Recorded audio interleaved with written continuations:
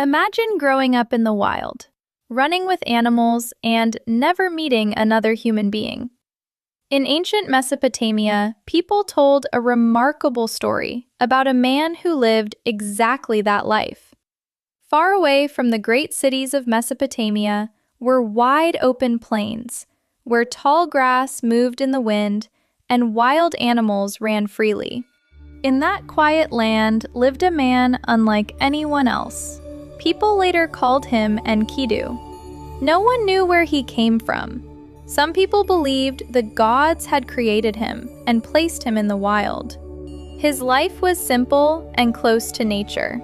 During the day, he ran beside gazelles across the plains. At night, he slept under the open sky while the stars slowly moved above him. The animals were not afraid of him. They trusted him. He moved among them easily, like one of their own. But the hunters who lived nearby saw him differently. To them, he was a problem. Whenever they set traps for animals, Enkidu found them and broke them. Whenever they tried to catch animals, he chased the animals away before the hunters could reach them. Soon, the hunters could not hunt anymore, and this made them afraid. One day, a hunter returned home with worry on his face. He told his father about the strange man who lived among the animals. "He breaks every trap I set," the hunter said. "The animals escape because he protects them." The father listened quietly.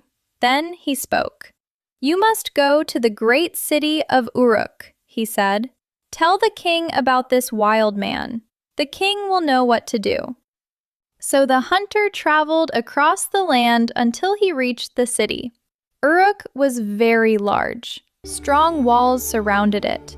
Temples stood high above the streets, and people filled the markets with noise and movement. At the center of the city ruled the famous king Gilgamesh. When the hunter stood before him, he explained everything. A wild man, living with animals, protecting them from hunters. Gilgamesh listened carefully.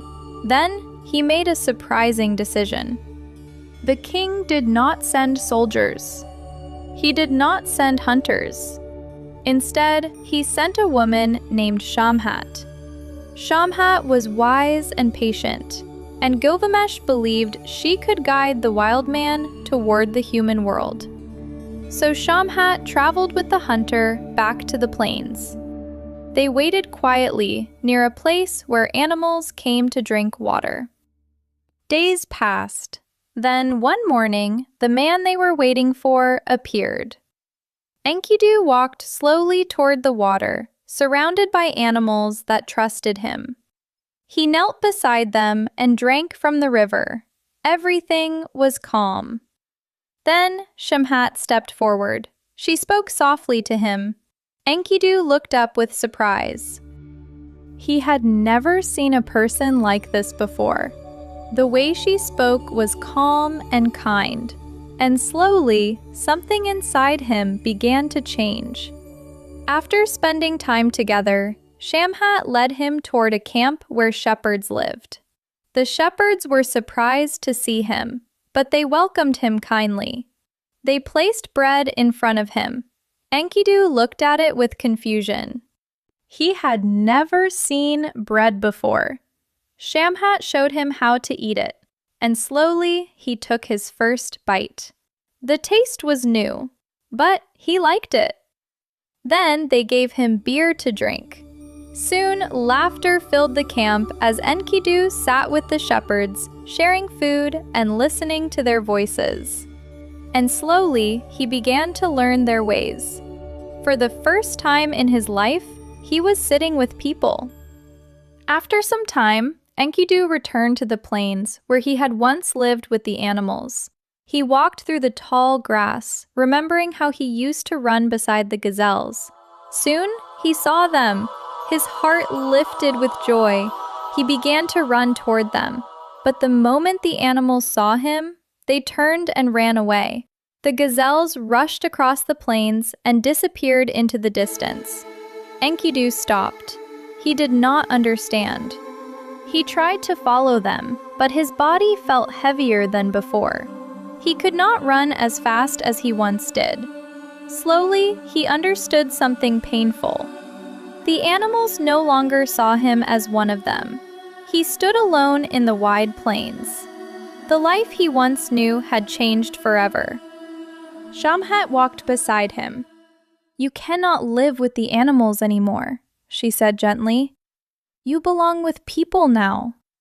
Then she told him about the great city of Uruk and the powerful king who ruled there. His name was Gilgamesh. As Enkidu listened, a new feeling grew inside him. Curiosity. He wanted to see this city. He wanted to meet this king. So Enkidu began walking toward Uruk. Step by step, the plains disappeared behind him. Ahead of him stood high walls and a life he had never known before. When Enkidu entered the city, people stared at him.